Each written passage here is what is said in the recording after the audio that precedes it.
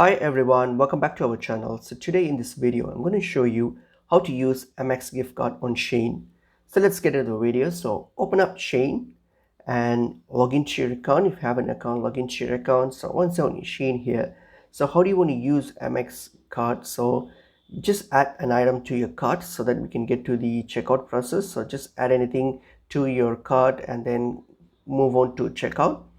So move on to checkout. So once you are on your checkout, when you get to this page here where you can choose your payment method, so here what you can do, if you want to use your Amex gift card, simply select this credit or debit card option here. Simply select that and then hit on add new card, and then all you have to do is plug in the details of your Amex card. So once you've done with that, hit on place order. So once you hit on place order, then your Amex gift card balance or the amount on your card will be used for this purchase on Shein. So that's how you can use Amex on Shein. I hope this video was helpful. I will see you in another video. Thank you.